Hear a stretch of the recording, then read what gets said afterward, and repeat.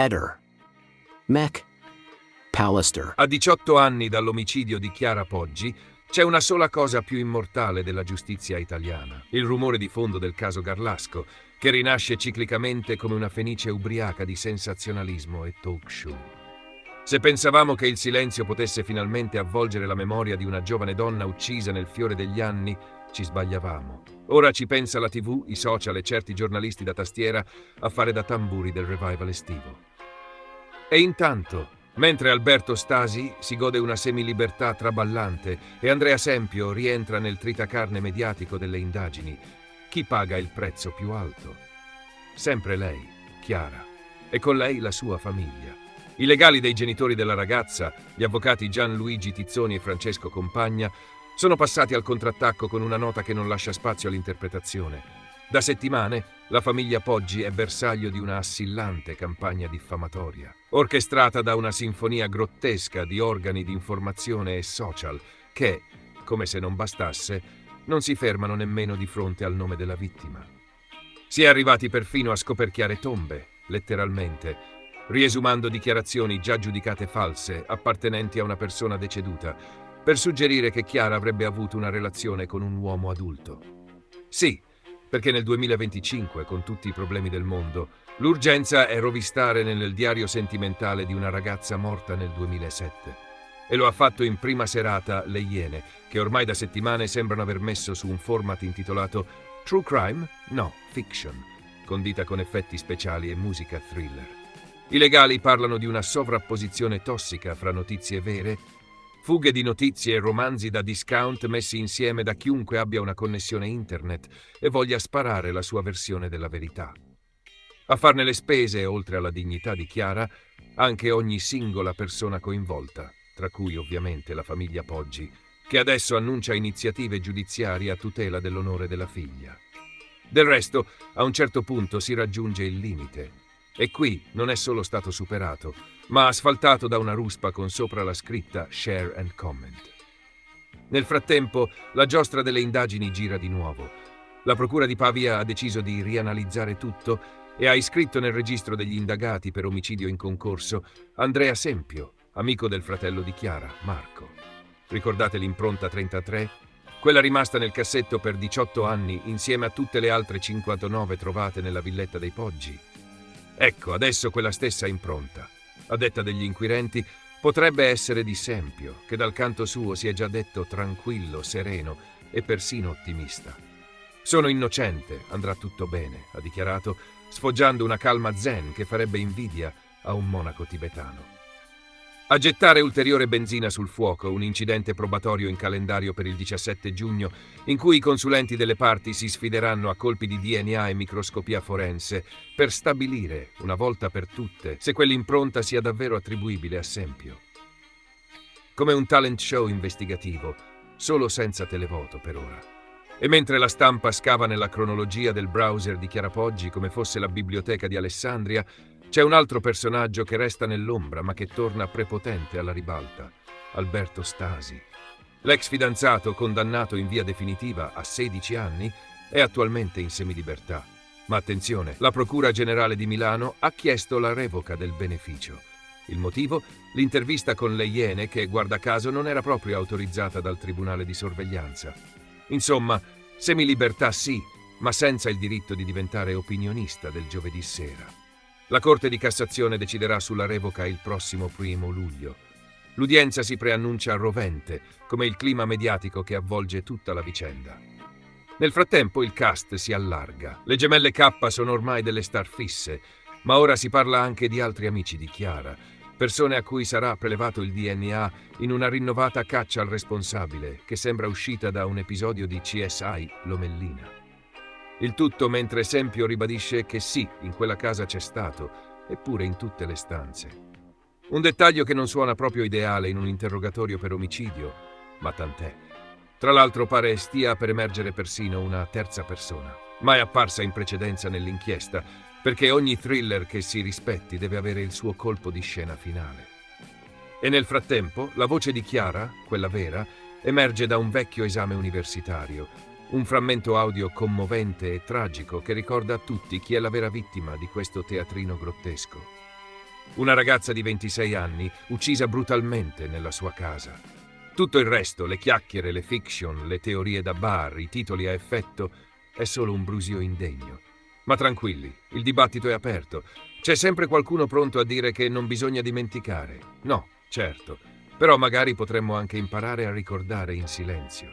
Quella lì non ne ha detta una giusta, ha sparato un mare di Ne abbiamo cannata una, perché io ho detto che lo scontrino era stato ritrovato dopo che ero già stato sentito, mentre tu hai detto che l'avevamo trovato prima. La seconda volta o la prima volta? Io ho detto che l'abbiamo trovato dopo che ero già stato sentito, già dalla prima volta. Ah sì, Sono stato sentito e poi abbiamo trovato lo scontrino. vabbè, a me pare fosse la prima volta, ma non cambia niente. Cosa ti hanno detto? Niente, comunque la versione è sempre quella. Ti hanno chiamato 3 o 4 giorni dopo? Non me lo ricordo. Sono passati 10 anni. Non sto dicendo nulla, stiamo solo parlando, punto. Sì, sì, A parte il fatto che mi hanno fatto alcune domande che non mi aspettavo e non ho risposto in modo perfetto. Mi hanno chiesto se ero stato a Vigevano, siccome ci ero andato per comprare il cellulare.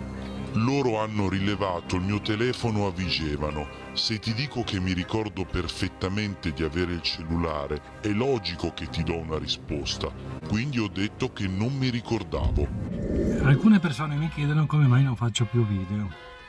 E allora finisce poi che faccio un video per spiegare perché non faccio video.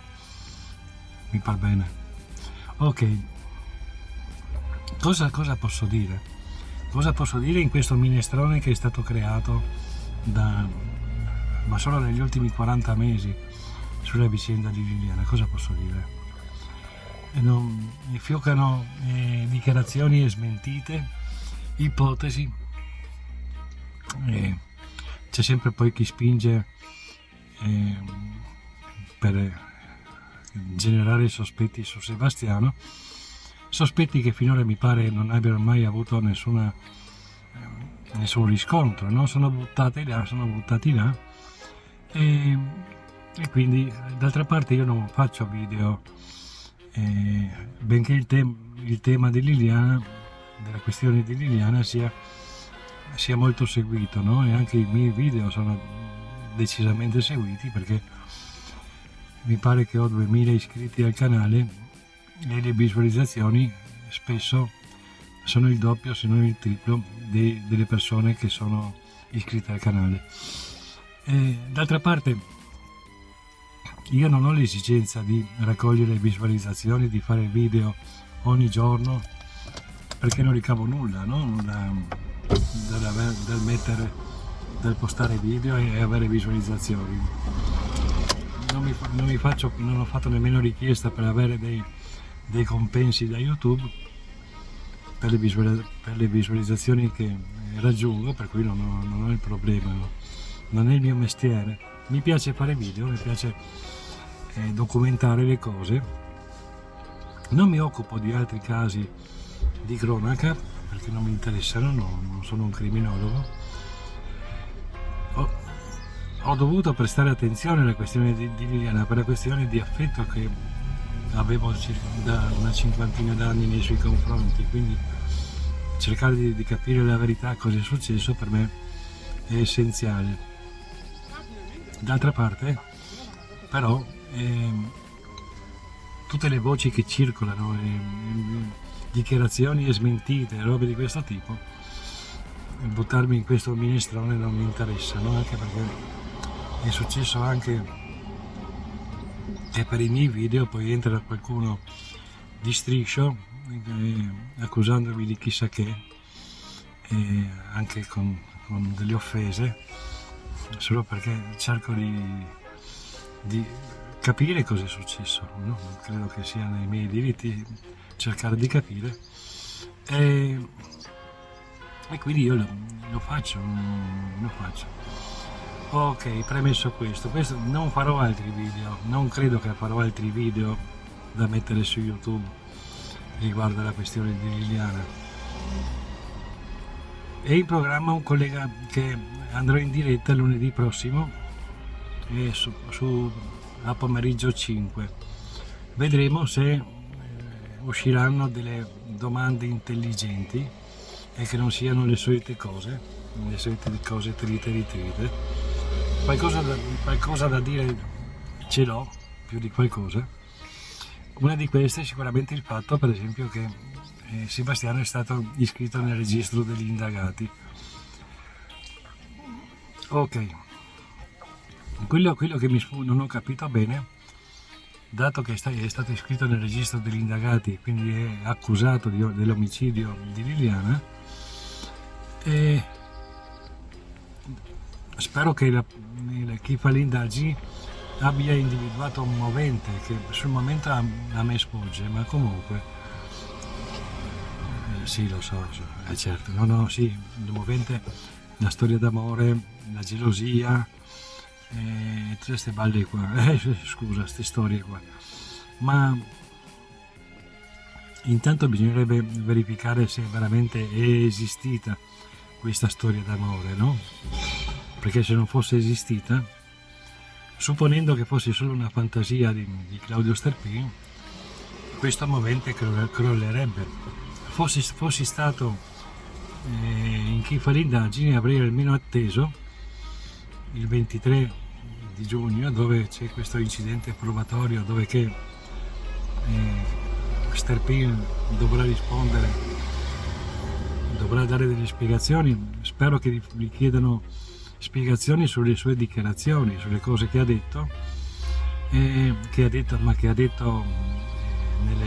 nella miriade di interviste che gli sono state richieste, perché ormai lui è il protagonista assoluto di questa vicenda, no? Questa vicenda che comunque per quanto riguarda le indagini televisive è diventata semplicemente una telenovela, dove c'è l'amante, il marito geloso, un codazzo di seguaci che comunque si vede che a cui Sebastiano sta sulle balle, e insomma le colpevolezze marciano in questo modo, vanno in questa direzione. Ricordo sempre che quando c'è stato il caso Tortora, a chi Enzo Tortora era antipatico, era colpevole, ma il reato di antipatia mi pare che sul momento non sia stato ancora approvato dal Parlamento, per cui non è un reato, insomma.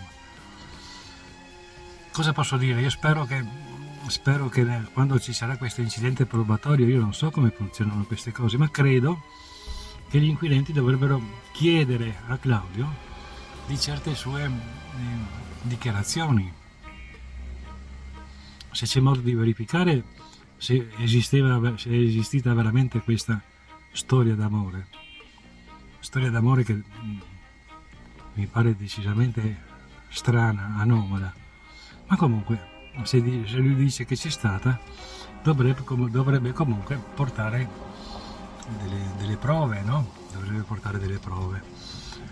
E ad altri personaggi bisognerebbe chiedere conto delle dichiarazioni che sono state fatte nelle interviste, nelle cose, perché fare delle dichiarazioni durante delle interviste vale quel che vale, no? Ognuno può dire quel che vuole, non serve che dimostri nulla, intendo la veridicità di quello che dice, e per cui uno può andare tranquillamente a dire di tutto e il contrario di tutto, e su questa vicenda di Liliana è stato detto di tutto e il contrario di tutto. Cosa posso dire? C'è per esempio il fatto che Liliana quella mattina del 14 dicembre doveva andare alla Wind, lo dice Claudio. Può darsi che Liliana gli abbia detto vado alla Wind, però non è dimostrabile, e tutto quanto è andato nella direzione della certezza che Liliana doveva andare alla Wind. I codici dietro il quadro, i codici dietro il quadro. è possibile, è possibile che Liliana gli abbia fatto vedere a Sergio Resinovic i codici dietro il quadro, dicendogli guarda, sono qua i codici, ci sono questi codici, se dovesse succedermi qualcosa nell'estate del 21. Non lo so, però fossi stata in Liliana li avrei fatti copiare, li avrei fatti fotografare quei codici e soprattutto gli avrei spiegato a cosa si riferivano, perché non so se Sergio Resinovic sa eventualmente a cosa si riferivano quei codici. Ad oggi non si sa ancora se erano codici per decifrare degli iscritti o se erano codici bancari per ritirare dei soldi o roba di questo tipo. Insomma, Wind e codici.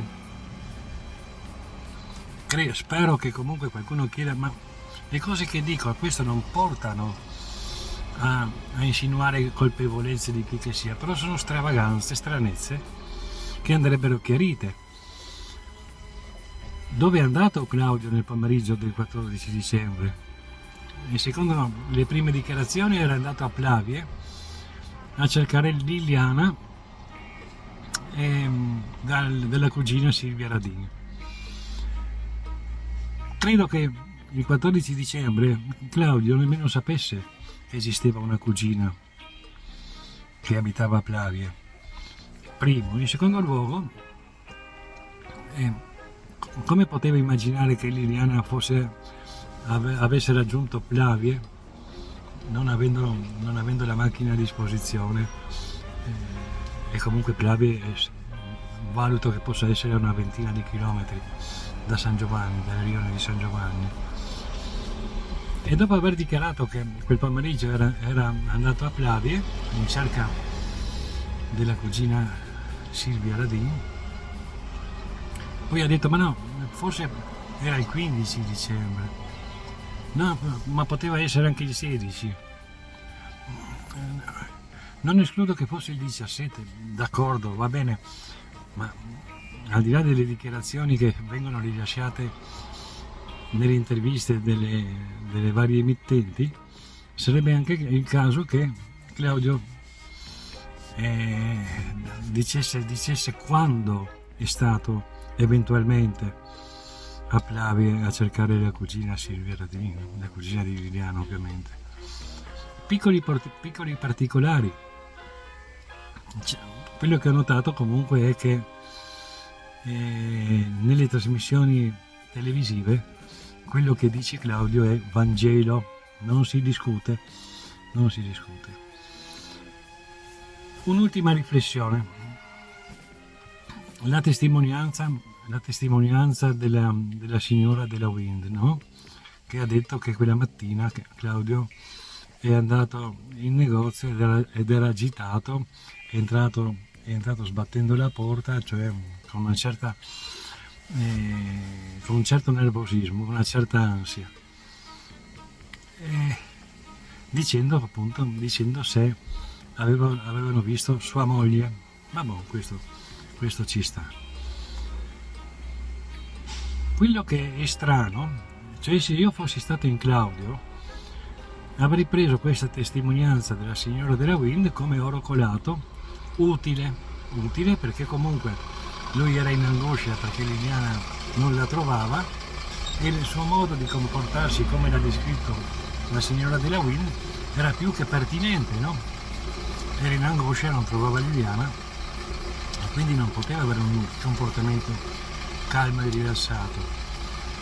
E invece no, nonostante che questa testimonianza fosse per lui quasi un regalo di Natale, lui ha smentito questo comportamento e addirittura pare che abbia querelato o voglia querelare la signora della Wind perché ha fatto queste dichiarazioni. Anomalie, stranezze, se vogliamo, fate un po' voi. Però queste spiegazioni su questi fatti, su quelle cose che ho elencato, spiegazioni univoche, forse gli inquirenti sarebbe interessante che ne venissero a conoscenza di una verità, non di tante verità. Spero di essermi fatto capire per quello che intendo. Difficilmente avrò voglia di fare altri video sulla questione di Liliana. Adesso vediamo cosa ne esce lunedì prossimo, quando andrò in diretta a pomeriggio 5, probabilmente per un 10 minuti, forse. Spero che se mi fanno delle domande mi lasciano parlare, spero che le domande che eventualmente mi faranno siano serie, logiche, e non che siano semplicemente